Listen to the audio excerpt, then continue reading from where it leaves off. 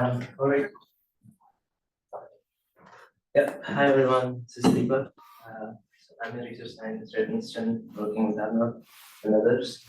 So today I talk about something. So a work that I've largely done prior to my stint at Princeton. So this was sort of a work that I did in my PhD. It's a 90%. The topic is authentication. Um, and I'll kind of talk about a new framework we've come up with that allows us to model different types of authentication mechanisms, study their security, talk about which one is better, which one is worse, so on and so forth. Before I go, I guess, into the talk, a little about the type of work I do at Miston. If any of you kind of have a chat with me later. So I kind of work at the intersection of cryptography and systems.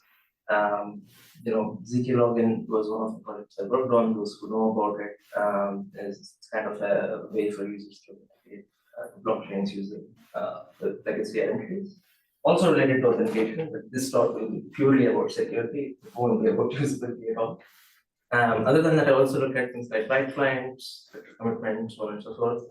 Happy to chat about all those topics post the talk. Yeah, with all that said, let's get into the talk.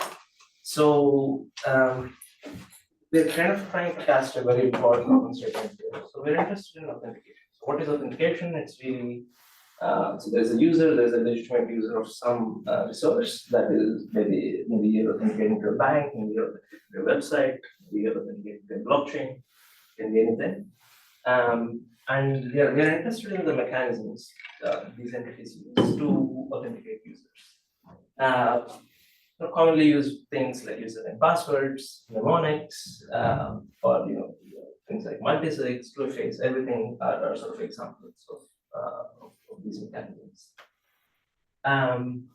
Well, why is authentication important? I don't think I need to say too much here because even before blockchains, a lot of resources, people are accessing things digitally. But with blockchains, there is sort of an extra focus now because really your keys are your money, your keys are your identity, and so on and so forth. So that's what kind of motivates us is to look at this problem. And if you look up online, what's the best way for you to authenticate, especially in crypto space, you'll find lots of blogs saying, okay, use a multi-sig wallet, use a multi-sig wallet. So what is a multi-sig wallet? Well, basically you kind of split your key into shares and store these shares differently. Maybe one of these is your phone, one of these is your friend, one of these is your mother, and you define a policy like 1 of 3 or 2 of 3, whatever it is.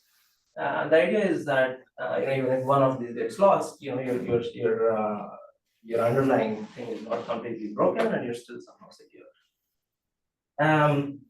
But the reality is that the space has been seeing hacks day in, day out, and many of these hacks also are on multi-sig wallets. It's not that the multi-sig has particularly helped, or so it seems.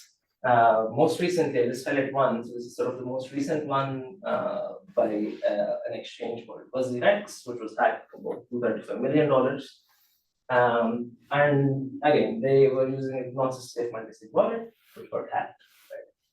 So this story has been happening, every year pretty much, and that motivates us to ask this question: what can we do better than? Can we do better than multi-sig? Right?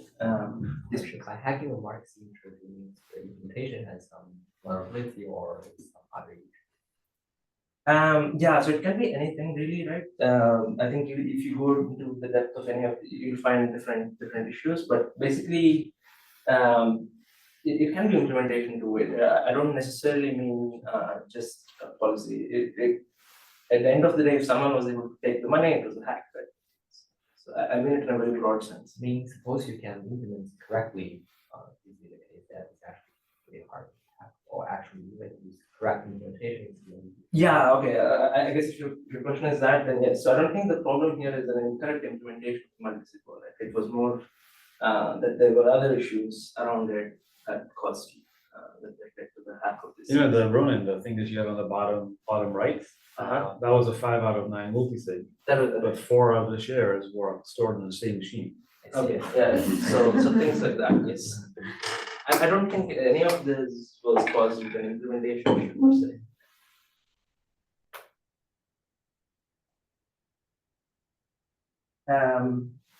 All right, so just a brief outline for the talk. I'll start with introducing a model for us to kind of talk about authentication mechanisms and their security. The key feature of this model is have a new metric using which we can I can say that this mechanism achieves this much security. And that metric kind of allows us to compare and essentially we discover what we call as a maximally secure mechanism. So these are mechanisms that, at least in our model, achieve the best security that can possibly be achieved. And then finally, as I kind of talk about some real world mechanisms that use some of the features we use to build these maximum secure mechanisms. So our mechanisms are very much inspired by real world things, as we'll see. And by the way, please do interrupt me a lot because the model will have a lot of new terminology, definitions, yada. So please do interrupt me and ask questions as and when they come. So the starting point of our model is as follows. We have two players, a user and an attacker. The attacker basically represents any entity that is trying to act as a user. And we have n credentials in this. So this mechanism is using n credentials to determine whether, who is the real user. Each credential is kind of very broadly defined. It can be a password, it can be mnemonic, it can be anything. And as I said before, mechanisms again can be implemented either on a smart contract or in a website. These are again it's a very generic definition. We kind of look at what each player knows. So we can say that each credential is in one of 4 states, depending on which party knows the credential. If it is safe, only the user knows it. If it is leaked, both parties know it. If it is lost, no one knows it. And if it is stolen, only the attacker knows it. Right? So if you create a fresh password, it is usually safe. But over the course of the duration of your password, maybe it gets leaked in a breach, then it's leaked. Maybe you forget it, then it's lost. Maybe your machine gets stolen by an attacker and he knows your password and you don't remember it. And therefore, then it's stolen. Right? So it's a fairly simple categorization. And so it's an important assumption here that we assume that these states are public, meaning that everyone knows the states of every credential. A bit of a strong assumption. In particular, oftentimes you may think that if a credential is stolen, for example, there is a period of time where, let's say, the attacker only knows that it's stolen, but maybe the user doesn't, right? So we don't venture into modeling all of that. For now, we are saying that everyone knows all the states of the credential. So if it's safe or leaked or lost or stolen, both the user and the attacker know that it is so. And then we can start combining the states. So we call a scenario as is basically the full state of 10 credentials. So we have the credentials. Each credential can be in 4 states. So a total of 4 blend scenarios are possible. And at any given point of time, we are in one of these scenarios. Just a simple example, so the 3 credentials and the user, so as I said above, blue and silver are safe, but the green is leaked. So this model is what each player knows basically. And in any given scenario, we can then ask whether a user can authenticate for a given mechanism, right?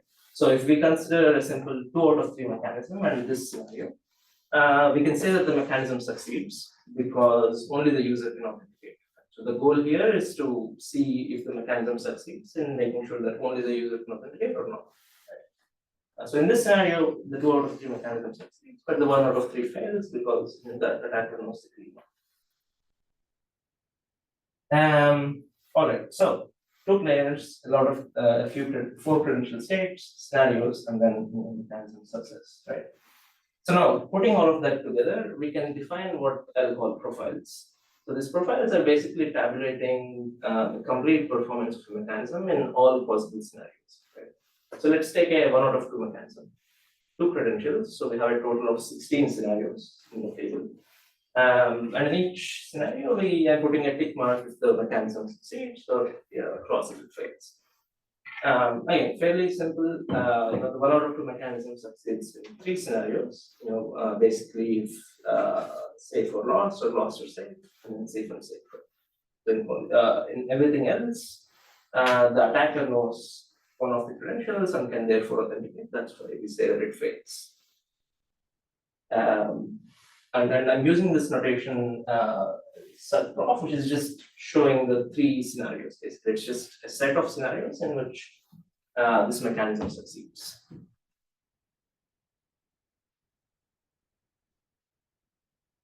So I'll just kind of talk about, I'll just show the profiles of common mechanisms, right? So this is the 1 out of 2 that we just saw. This is the AND mechanism that you need both, right?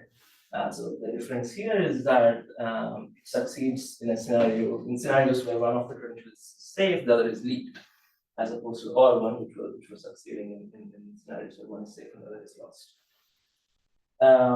We can also talk about the one key mechanism, which is basically just use one key and not use the other key, just to compare it with the rest, right? So this one, again, it just succeeds if one of them is safe, but if that is not safe, then it fails. Fairly trivial things, nothing surprising, I hope.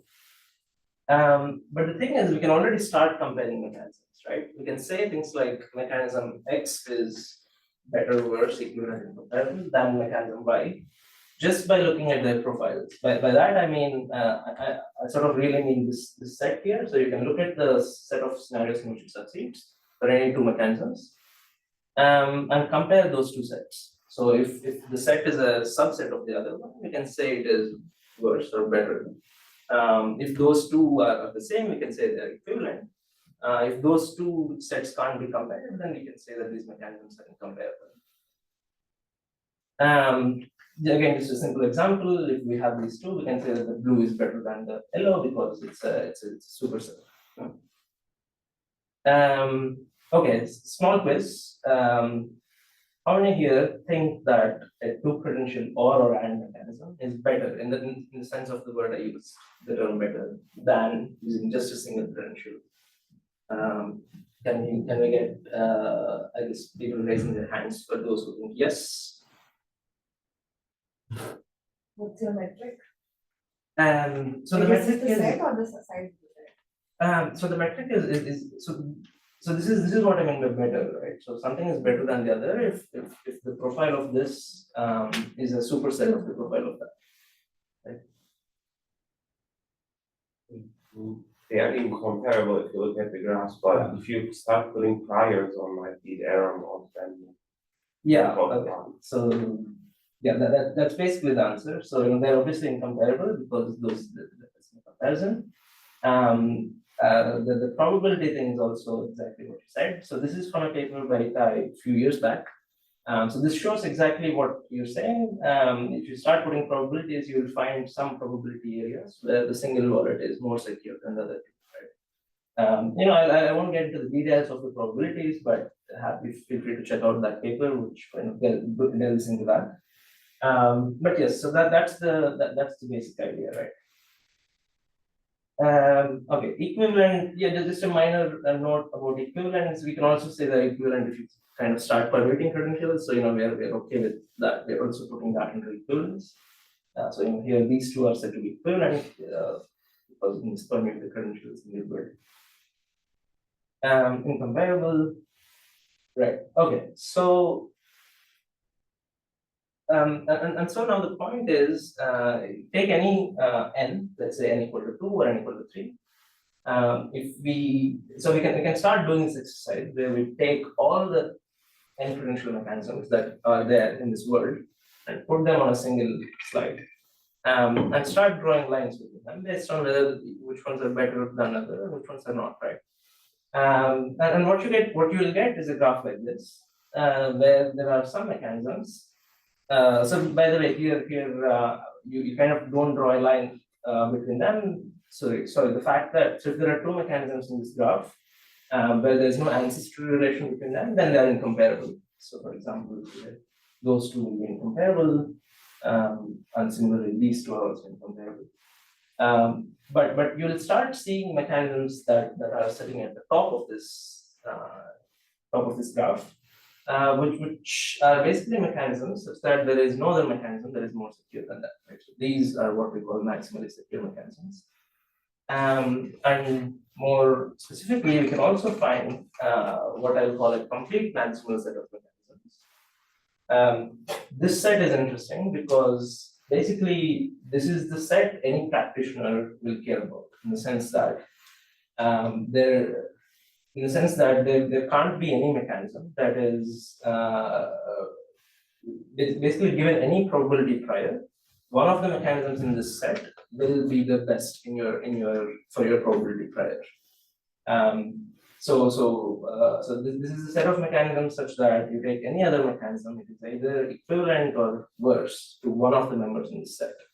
So this is complete in that sense. It is basically the span of the top layer, essentially.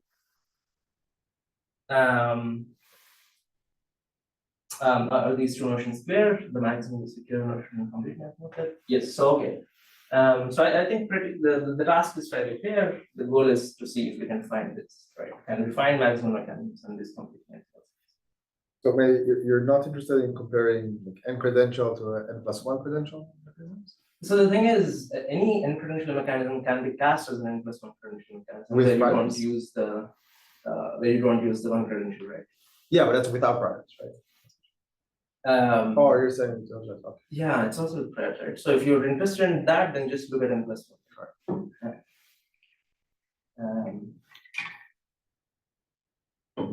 Okay, so the key idea we'll kind of rely on to arrive at these mechanisms is what I'll call interaction. So what is interaction? I'll kind of explain it with an example. And this is sort of a bank that uses it today, but there's many examples, many real world examples where they leverage this pattern. So what they do is something like this. So if you want to add a new beneficiary, kind of send money to, they require you to use both your password and OTP. Okay? But the beneficiary addition doesn't happen instantly. Okay, so there's a delay. There's a delay of 30 minutes that they call a cooling period. What's the point of the cooling period? Well, during this period, you can cancel the addition with just showing a password. So why is it helpful? We can sort of think about a simple scenario. So let's say that let's say that the password is safe, but the mobile is leaked. Okay. Now let's say that the password is leaked and the mobile is leaked. It's a very bad scenario. So even the attacker can add a new beneficiary, but you see the user can use this 30-minute period to kind of delete the beneficiary. So this is basically the intuition, and the key notion of this interaction is to you can also think of it as synchrony essentially. So there is a mechanism. The mechanism is giving some time for the user to respond to a certain thing, and if the user responds, and that is the synchrony assumption here, then things are good. And we see this pattern in many places. I'll also talk about a crypto wallet called Argent, which uses this insanely. And by the way, even things like IRS notices are kind of this, right? So if you think about when you receive an IRS notice saying that something bad has happened, call us to see if if your identity theft has happened. This is interaction where the IRS is sending you a notice. That's the interaction part, and I don't know if there is a timeline where you have to respond within 3 days before all hell breaks loose, but basically this is sort of a pattern that is seen everywhere. But one that one as a kind of show, we haven't kind of formally studied it, and therefore kind of don't know what exactly it gives basically. And bimodal interaction, a fairly straightforward way, we just say, as I said, that we just assume synchronous channels between the mechanism and the user. And just a detail about mechanisms. So for us, mechanisms are just DFAs. We allow DFAs with clocks. These clocks essentially allow us to model things like, things like this, where there's 30-minute period where the mechanism needs to wait. So that's just a detail. DFA clocks is sort of the same as DFAs. Okay, so that completes our model. So I kind of introduced two players, user and attacker, scenarios, which is basically the state of all the credentials in the system. A mechanism is nothing but a DFA, and you have synchronous channels between mechanism and the players. Profile was nothing but a full set of scenarios where the user was able to authenticate, or the user alone was able to authenticate. And then we had these two notions of a maximum mechanism and complete maximum set. Those are sort of what we are looking for now. I'll just pause here for a second if there's any questions. Okay. All right, let's move into our results then. So the first result we have is an upper bound on how secure a mechanism can be. So what do I mean by that? So we find that the size of the profile set is bounded by this number 4 to the n minus 2 to the n by 2. So n here again stands for n. If you have n credentials, basically this theorem is saying that it can succeed in at most that many scenarios. I won't obviously want to prove it here, but I'll kind of just give the intuition for the lemmas which we use to prove it. And these are like fairly, when you read it, it'll feel fairly natural. So the first one is just saying that no mechanism can succeed in a scenario where all credentials are stolen. Kind of seems intuitive, right? So there's nothing fairly non-standard going on here. Second one is slightly more interesting. It is saying that if a mechanism succeeds in a particular scenario, then it must fail in its complement scenario, where a complement is kind of defined in a very specific way here. We are basically inverting credential availability. So there's an example below if you're interested. So basically the complement is one where safe becomes stolen, kind of leaked and lost stay the same. Yeah, so that's again, it will seem intuitive, but basically these are sort of the two lemmas that allow us to prove that that bound on the size of a profile. Just to elaborate a little more, so that bound when n equals 2, it gives you 6. So it is saying that no mechanism can succeed in more than 6 scenarios, right? By the way, we can also interpret the first lemma here, which says that no mechanism can succeed in a bad scenario, as basically saying that no mechanism can succeed in this 3 by 3 cycle. So really, the interesting parts are this for any mechanism, at least for any two credential mechanism, because those are the ones where at least one of the credentials is safe. Okay, so I just put this diagram here to kind of show the count. You know, we found mechanisms, the simple mechanisms that we know of, kind of succeed in 3, and the one key one is 4, but kind of nothing succeeds in 6. Basically, one way to prove maximum security is to see if it succeeds in 6, and then it is maximum secure. So this is 3 by 3. It's all like fails, right? That's like seems like 3 to the n rather than 2 to the n. Sorry? Like you're saying, like this as long as the one like everything's either stolen or legal lost, there's 3 to the n possibility of that, right? Yeah, so in all those 3 to the n scenarios. So why is the 2 to the n there? Okay, so I'm not fully explaining that. Okay. That one also relies on the second lemma, right? So the second lemma can be intuitively understood as saying something like this.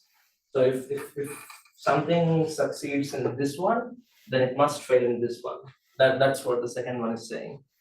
But it should be 4 to the n minus 3 to the n divided by 2. If there was only the first lemma, you're right. Okay, even then, I don't know why the by 2 comes, right? So the full thing sort of also depends on the second lemma. It's my high level point. Yeah, I mean, if it was only the first one, it's just 4 to the minus 3 to the n, no? It's like 4 to the n minus 3 to the n is this Yeah. kind of a line, and this line there's half of them can be correct, right? Like 4 to the n. Maybe I'm wrong. Okay, I mean, it relies on, it basically, the answer to your question sort of relies on the second one here. Then check out the paper. Okay, sure.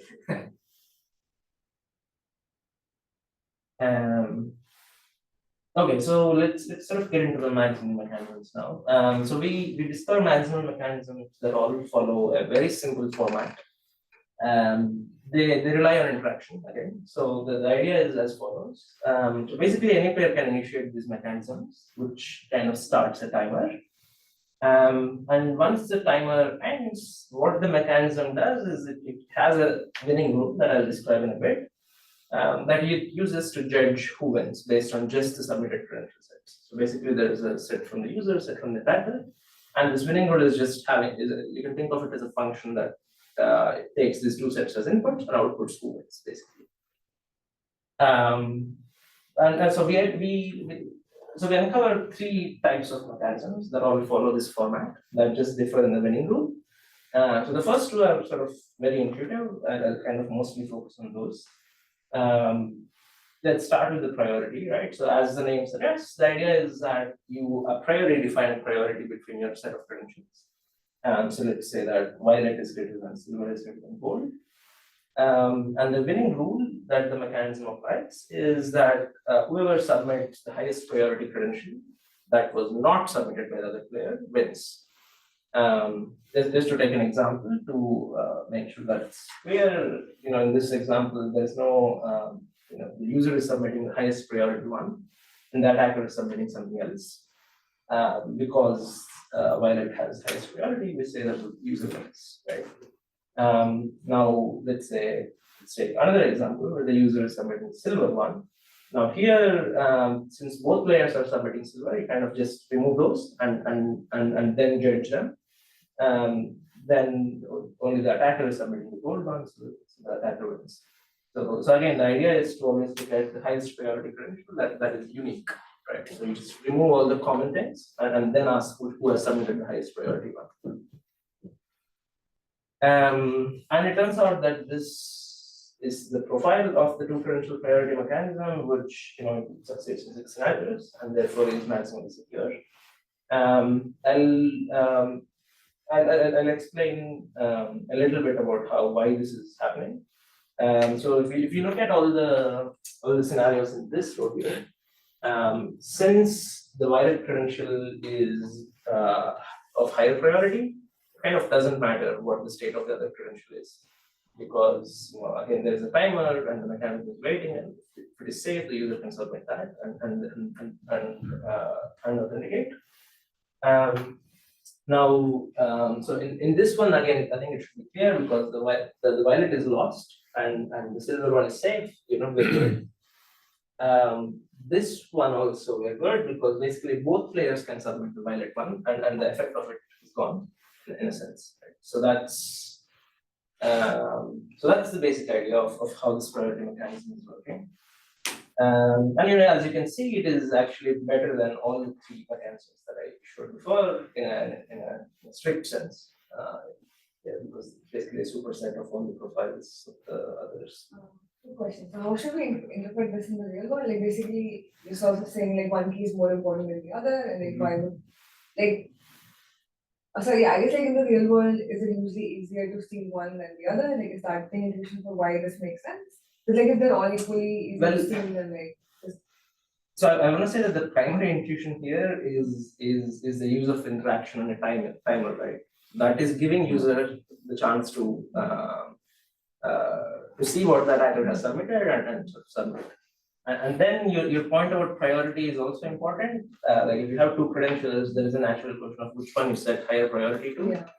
And that depends on whether you think this scenario is more likely or this one, right? Yeah, it's like whichever is harder to steal will be your higher priority. Yeah. That's what Yeah. Well, can you give an example in the real world where like one thing would be like what would you set your let's say if it was your password info, it's sort of right? Yeah, so the If I question would boils down to yeah. which one is easier to steal than so between those, I think, basically. I don't know how to answer that question. Maybe an example is like in the dorms, every room has a key, and then Yeah. there's a master key that unlocks every room. So you I see, would call okay. them as Okay. dictionary. Yeah, makes sense, yeah. Yeah, but I guess digitally, yeah, yeah, that's a Um, good. yeah, I mean, I guess to fully answer your question, we probably have to look at a very specific case, right? Passwords and OTPs, which one is hard to steal?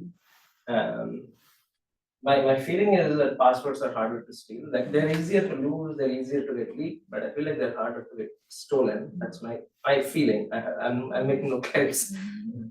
But yeah, it sort of depends on that, right? Credential characteristics, basically. Okay, so I'll quickly cover the other two. So as I said, majority is the somewhat more intuitive one. Here, you just pick whoever submits the most credentials as a winner. You do need to deal with ties where both parties submit equal number of credentials. Like if there's total, I don't know, 3 credentials and both parties submit 2 credentials, so then you need a way to break those ties. Now there's a lot of tie breaking functions we come up with. I won't go into them because they don't have easy intuitions for why they're there. They're just there. The priority with exception one is also kind of in the similar bracket where it's kind of hard to intuitively explain why this is a thing. But basically it's the same as the priority mechanism, except in one case, which is the case where the last 2 credentials in the priority vector are submitted by the parties.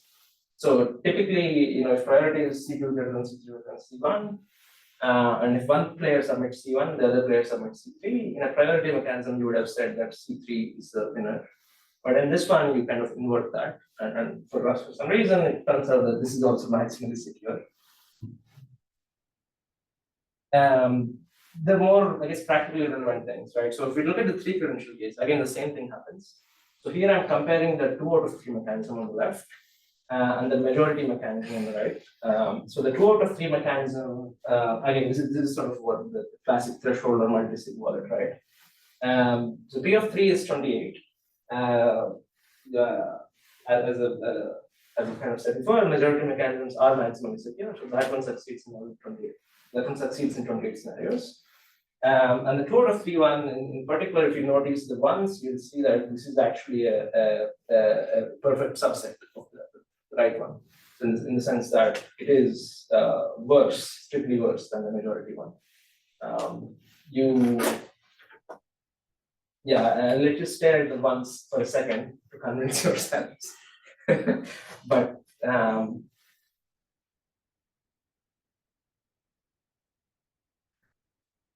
Okay, just to get things used. So the majority is saying like both the user and the attacker are interacting, and then the user will like, are you saying that the user should always give all the credentials? Because you don't know how much the adversary is gonna give. right, so that is broadly right, yes. Okay. Yeah. This also answers Beanie's question. You can see there are cases where upper left, you still have ones.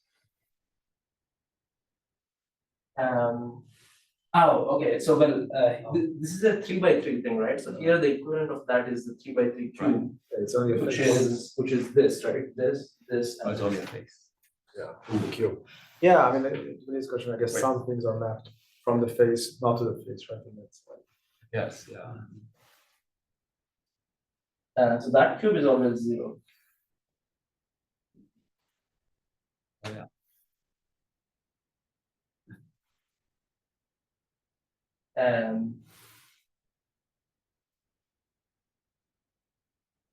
no, like the all safe case, for example, is mapped to the all stolen case, which already is in the bed cube, right? In the bed subcube. Uh-huh. So you don't want to count this. That's right. This is why it's like -2 to the -3. It's very cool. Yeah.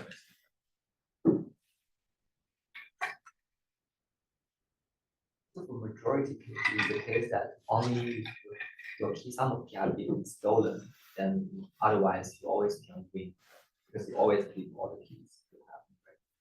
And so it's say it again in the The majority. majority case, Yeah. and initially you as a user you have all the keys, Okay.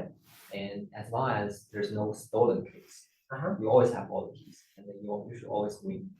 So it depends on the leak, right?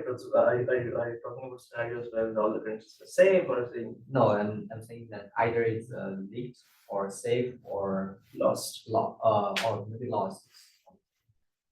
Either leaked or safe. Right. It's So you're always saying that there. as long as things are not stolen, there's no way for the attacker to Yeah. gain new knowledge over you. Yeah. I think loss is important. Because Yeah, the so attacker so can you're get us talking from about, this. I think you're talking about removing the stolen row from everything, right? Then you're saying that these are all ones, which is true, right? I guess like one rationale behind this threshold-based mechanisms was that an adversary can adaptively adjust its strategy based on the mechanism we pick. For example, if you have a priority mechanism where one key is stronger than the others, now adversary is more likely to target that one. Yeah, no, that's why I mentioned majority too, because here the priority is not as much, right? So here it's you only use priority for tie breaks, really. I see. I guess, but I'm okay. So this is a little more intuitive, I suppose, Yeah. in maybe some scenarios. But again, it all depends, right? Once you look at it, the characteristics of different credentials, if they share the same characteristics, then yes, majority seems more natural because you're not giving implicit priorities. But if they have different characteristics, right, for whatever reason, like passwords and OTPs, right, they intuitively share different characteristics. Also, have you looked into like symmetric mechanisms and what you can achieve maximally? Just assuming the mechanism has to be symmetric, like a threshold. No, I don't think we have looked. Well, so we do, okay, there is one symmetric mechanism here. They have the cyclic priority mechanism. So here you break ties in without really giving I guess majority is also symmetric, right? Because they're treating all the pieces. except the ties, right? Except the type. That- Okay. that's- So majority plus cyclic is. That's what I was saying. Yeah, but I guess okay, the other thing, so like one thing is like you're giving it different power in priority, like one issue is you're giving different power to different keys, which like was said, like that's one issue, but like in majority, where it is symmetric, sort of my worry would be usability, but like this should also be usability, right? Like you only need two out of three. But here you're saying like, oh, like you need, Um, you might So need like there's- everyone to computer. Yeah, so to answer your usability question, right, so at least in the mechanism I just described, it's wiser for the user to submit everything. Because you don't know what that attacker will submit. But it is possible to design mechanisms where, let's say, as soon as the attacker submits something, you add a new timer delay, right? Okay, yeah. And then as a user, you don't need to submit everything, you just submit one, what you think is safe. Mhm. And if the attacker responds by submitting something else, then right. So there are ways to mitigate this a little bit, but the usability question in terms of time is still there, right? Compared to 2 out of 3 where everything is instant. Oh, Sri Watson has a question. Do you know what are maximally secure schemes if you don't have synchrony? Yes, there is a paper also at CCS by some of the same authors. The high level point is that this is sort of the best we can do in asynchronous, the one shot mechanisms. For sure you mean or? So Boolean formula, right? So basically, if you have n credentials, and in a Boolean formula, and that's the. So yes, that's the answer for asynchronous. All right, so just to sum it up, right, so we show that all the 3 priority, majority, and the priority with exception are maximally secure for any n, right?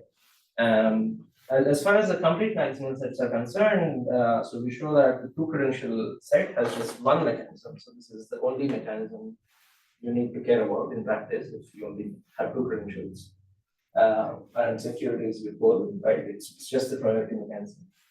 The situation for 3 credential is a little more involved. It has the complete maximal set has 14 mechanisms.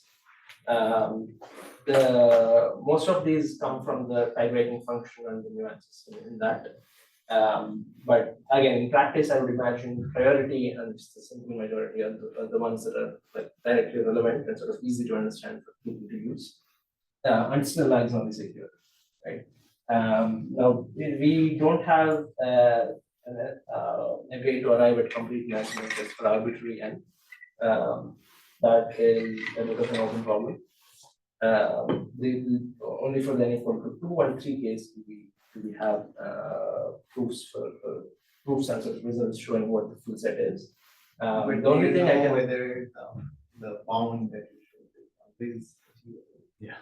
You know that? or- Yeah, so I say that these are maximally secure for any n, right? So these already achieve that bound of profile size, the p of n 4 to the n minus 2 Oh, to the n okay, by so you just don't know the complete. the complete set. You know some. I know some maximum- sets in that sorry, I know some mechanisms in that complete maximum set. Yeah. Isn't it just one mechanism sufficient? Why do you need to find all of them? So the complete maximal set, If you have one such example for every n, then that's what you I guess if you use. have So you priors, get- Yeah. If you have what? if you have priors. If you have priors, sure. yeah. That's it. Sorry. Yeah. Yeah, so if you have priors, then you care, then the only thing you care about is the complete maximal set, really. Right, so we don't know the full set. Right, so for n equals 4, you only have one example? For n equals to 4, so for n equals to 4, I know these 3 are maximally secure, yeah? Oh, 3, yeah. Yeah. But there could be others. There could be others, yeah.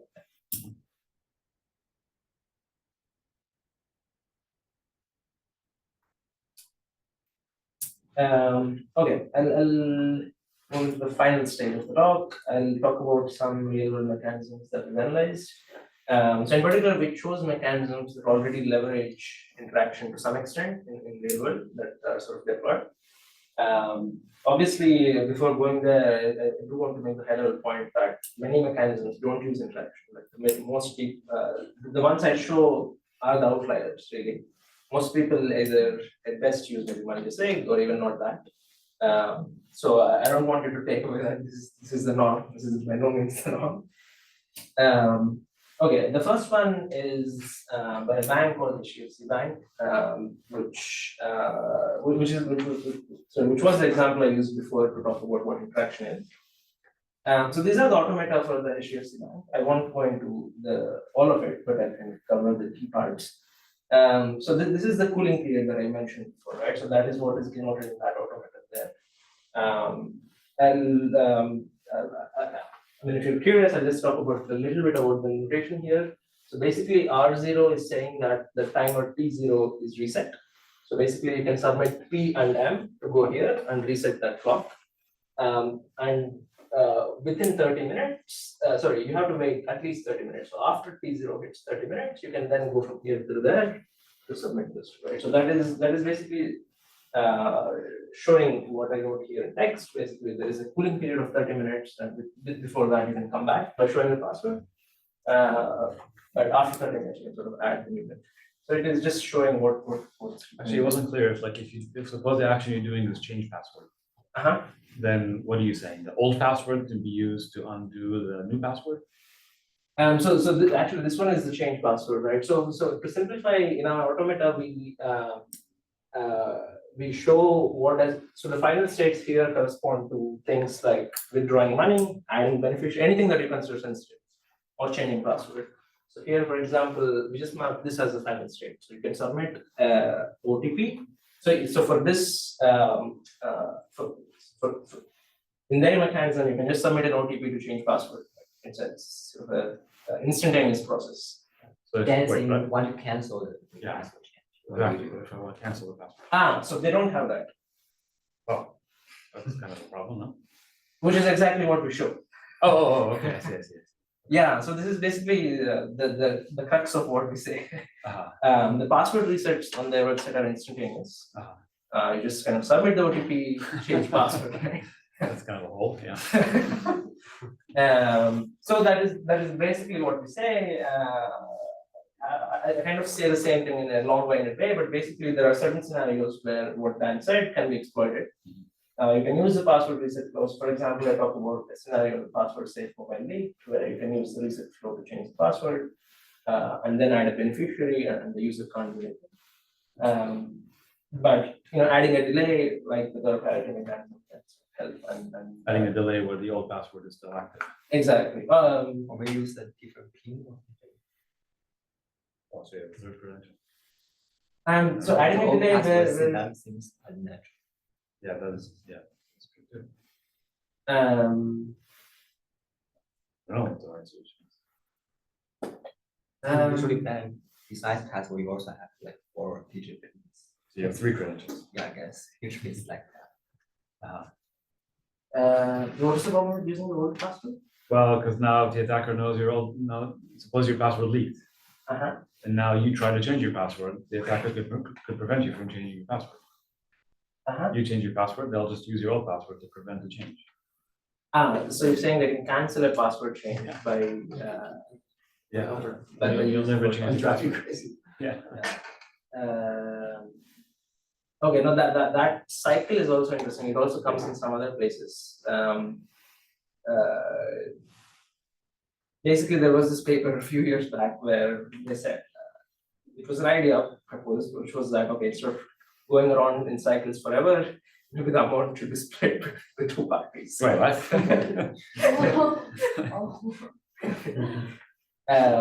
Anyway, probably not going to happen Yeah. back, but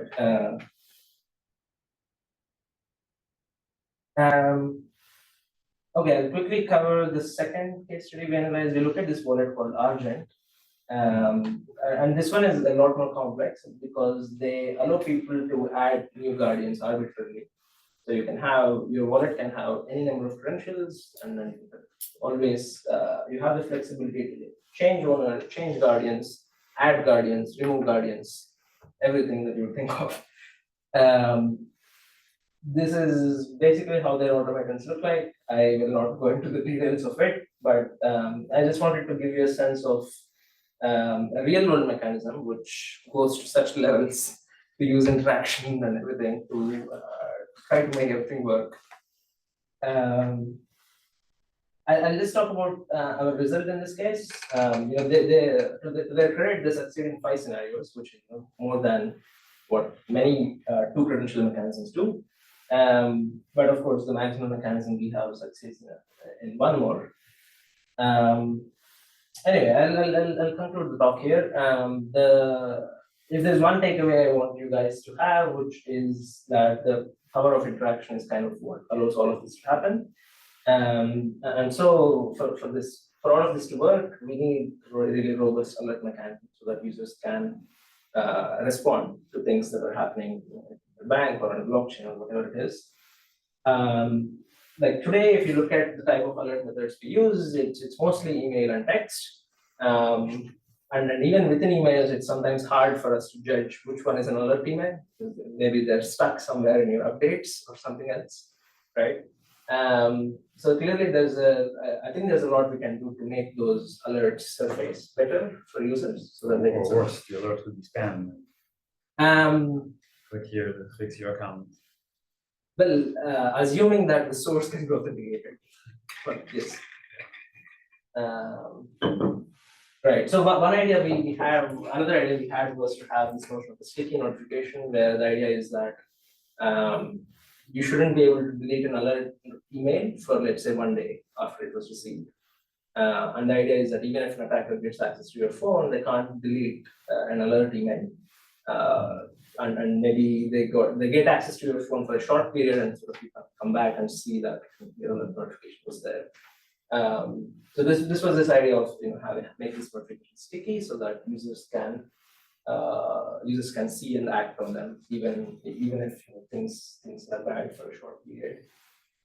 And in terms of the mechanisms and the results, as I said before, I think the priority and majority are sort of the 2 easy to understand and ones that are sort of easy to deploy, and both maximally secure.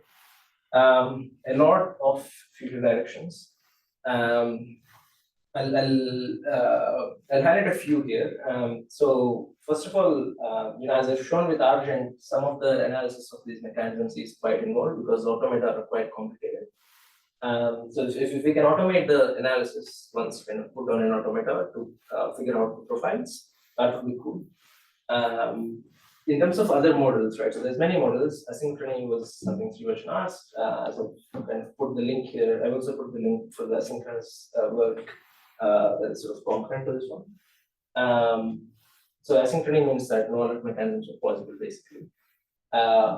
Partial knowledge is a model where we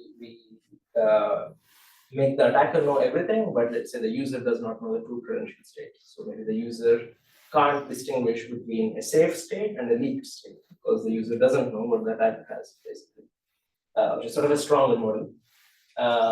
We can also think about hidden mechanisms where the user gains a power over the attacker, meaning the user designs a mechanism and the mechanism is somehow private. So maybe the attacker can only infer things about it as the user uses it, which is sort of which could be a model where let's say we give a bit more power to the user. Economically rational rewards is the example I just mentioned before with the cycles. So that was kind of where that idea came from. And then last but not the least, thinking about usability in terms of what is the most maximum secure mechanism where the user doesn't have to wait. Maybe it is the Boolean mechanisms. I would suspect that that is the answer for that one. Yeah, as you can see, there's a lot of different models and work to be done here. So with that, I conclude the talk. I'll talk a little about that one. So that is a so that is a website you can go to where you can enter the credential probabilities, and it will spit out the best Boolean formula mechanism for that. It won't spit out the mechanism from the complete maximum set. So we need to extend that to also spit out the best mechanism in the complete maximum set. But that is already cool, and if you want to kind of play out the different probabilities to figure out what is the right mechanism for you. Yeah, with that I conclude my talk. Thank you.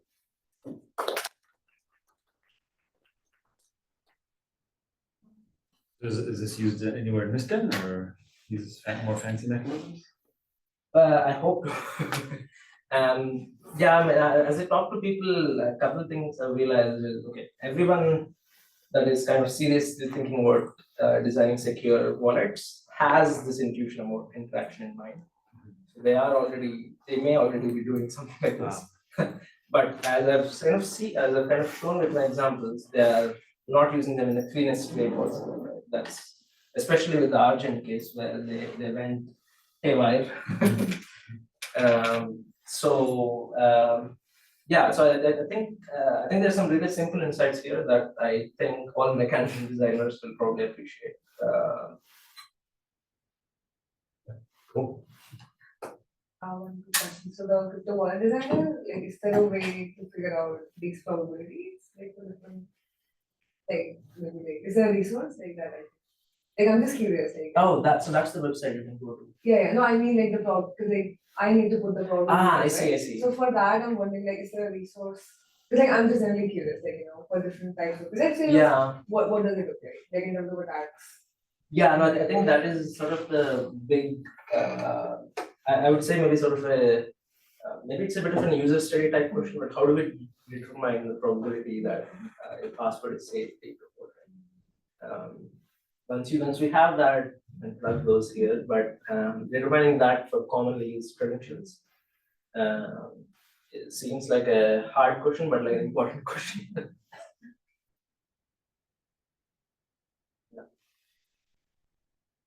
So since this design is kind of orthogonal to this market signature framework. Well, you can also model multisig with Yeah, I this, mean, but it's kind of orthogonal, but I mean, you can combine, but it's like not only for market signature. I was wondering, like, just like, if there's more power if you combine this interactive authentication system with those market signatures. what do you mean by multi-signature schemes? Like the first you mentioned in the beginning. Right, single threshold type Yes, things. threshold types.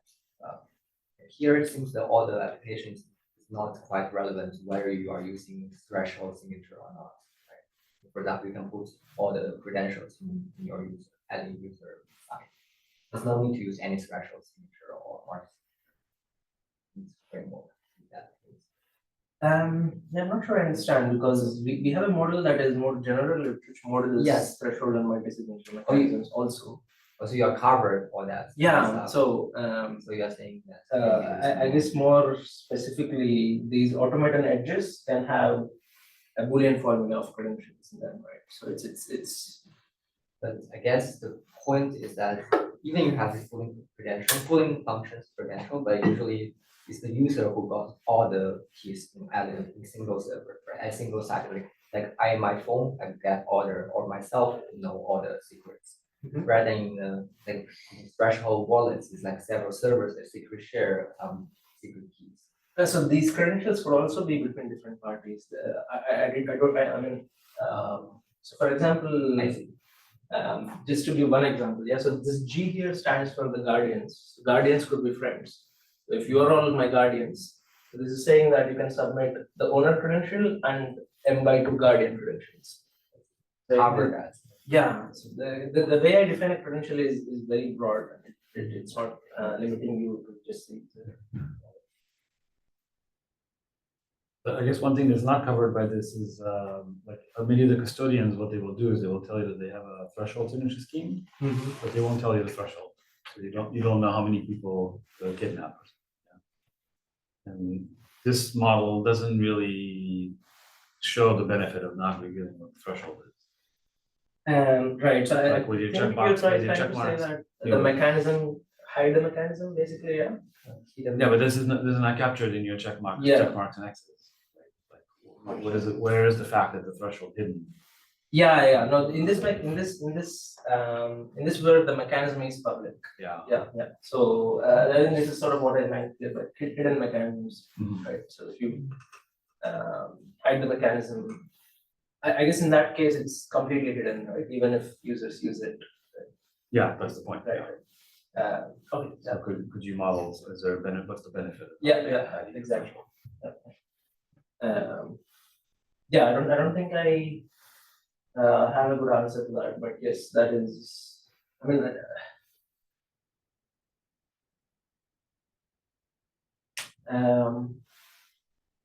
yeah, it's hard to believe that it will be more secure in terms of the number of scenarios it will succeed in, but maybe in practice, what you said. Oh, no, I think the check marks and X's don't capture that.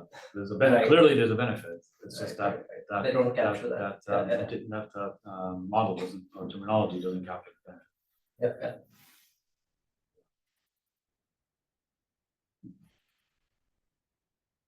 I guess you assume the priors are independent, right? So Sorry? in your tool, you assume that the priors are independent, right? So it doesn't capture, for example, store 4 keys on the same machine. This is not captured by this one. You multiply Well, probabilities, yeah. It's in that tool. You mean? Yeah. I mean, there you need to enter it for each key yourself, so. Yeah, you just assume that like the probabilities are independent. They're not. When you calculate, you just multiply probability. Right? You don't do something. I believe so, yeah. There's no covariance matrix. Yes. Yeah.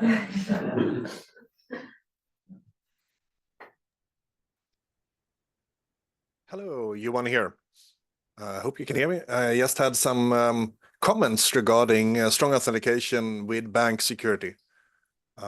You might not know me, but I'm actually the one that wrote the TOTP standard, just because I felt bad about no security.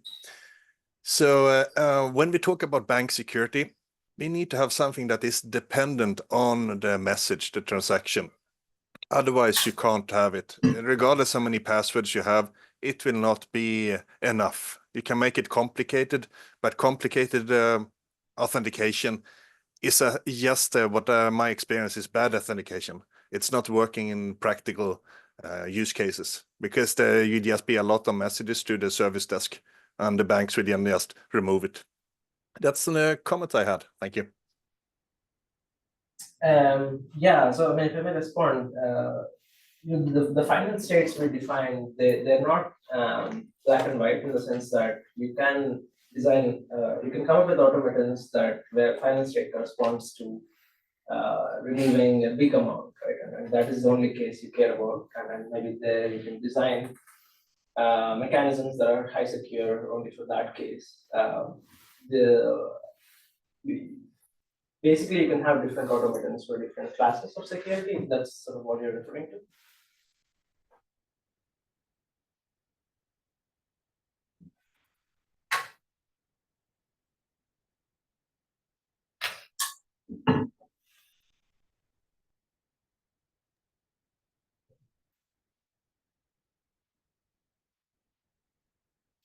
Alan Cobb has a comment. Oh. Why is daddy crying? Multi-factor authentication. Sorry. It's not a question. Okay. What was the comment?